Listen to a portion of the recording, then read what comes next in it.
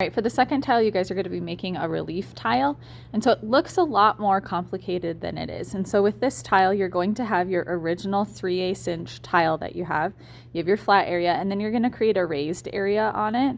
So we have our high relief on the tile, and then you're going to be carving into it. So you can see that that's carved below the layer right there to create 3 different layers in this tile. So you're going to start off with just rolling out a tile and smoothing it out, just like we did with our first tile.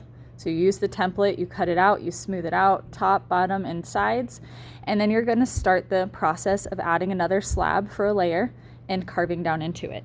And so I don't have you guys make a plan for this. What I want you to do is you're just gonna be cutting out random geometric or organic shapes. Geometric, straight lines, sharp corners. Organic shapes are more free-flowing lines. So these are more organic shapes that I have here. The second slab that you're going to roll is going to be 1/4 inch. So you can see this is 3/8, this is 1/4 inch. So it's a lot thinner than the first slab that you guys roll out. And then you're going to be cutting shapes out of it. And before I cut out the shapes, I like to smooth it out a little bit and get rid of that canvas texture.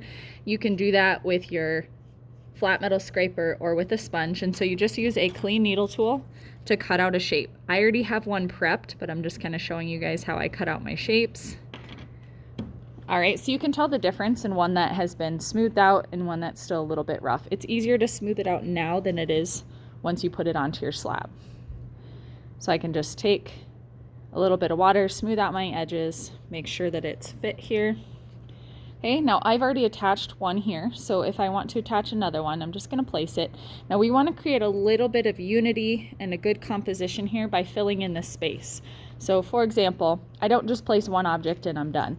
I have a slab that pops up 1, 2, 3, and then I've got another one here, 4, 5, 6. So I don't have a specific number, but you want to spread them out so that way it doesn't look like it's just plopped on your piece. And you do want to anchor some to the sides. So by anchoring, I mean it's right flush with the edge. So if I just have it floating here, it doesn't make a whole lot of sense.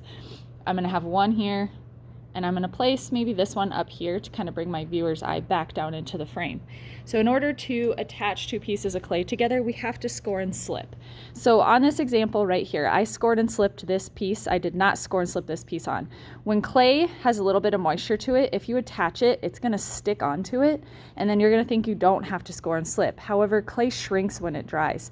So it shrinks by about 15%, and as it shrinks, it's going to pull away from each other. That's why we have to score and slip. So this one, all I have to do is apply a little pressure. It's going to fall off. This one, I basically have to tear it off. It's not coming off of that surface because it's been scored and slipped. So when you're scoring, you're just roughing up the surface.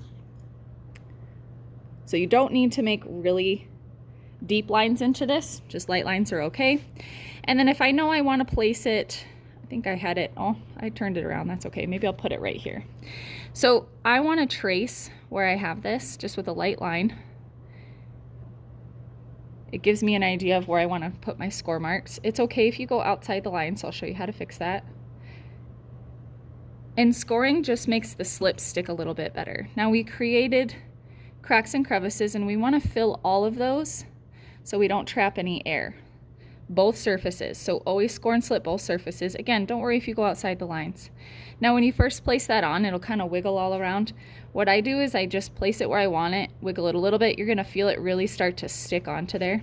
And then you have paint brushes. You get your paintbrush a little bit wet, not soaking wet, and then you can just scoop up the slip. So I'm going to pick this up so you can see this a little bit better. This is why it's okay if slip oozes out, because I'm just pulling that off. And then you can put it onto the newspaper. I'm just using my finger so I don't have to put it back down. But that's really going to clean up those edges.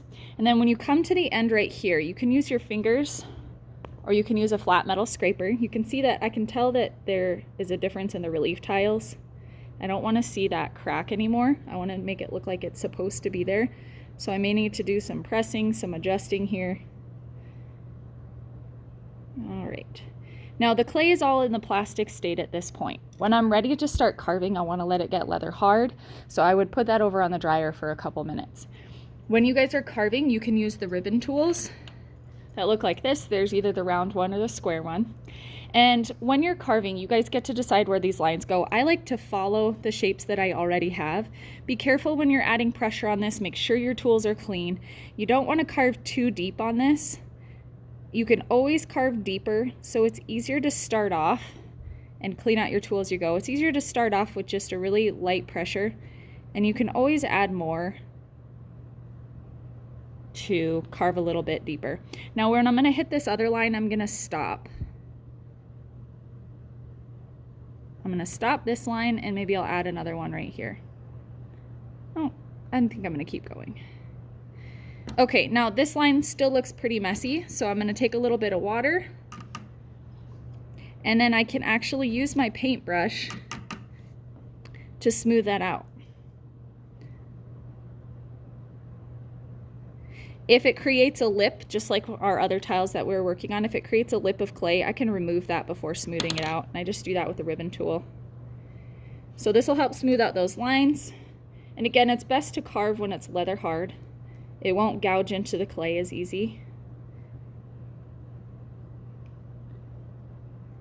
And then when I'm cleaning these up and working on craftsmanship, I'm going to look at this top layer. Okay, I have a little bit of clay right here, so I can pull that off. I can smooth that out.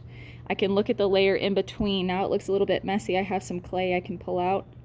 So I'm working with my ribbon tool, continuing to go back and forth with carving and cleaning. So you do want to have your carving and have your high relief, so the areas and the slabs that you're going to be adding throughout your whole piece. So again, the requirements, and I'll kind of hold these both at the same time. You have your flat layer, your original clay layer. You have your slab or your high relief layer that's going to be popping up. And then you have a carved layer. So you should have 3 different layers that you're working with on this, and you're going to fill your entire tile. You get to pick your design. You can use random geometric and organic shapes and just make sure that some are anchored to the side. And again, it covers your entire space.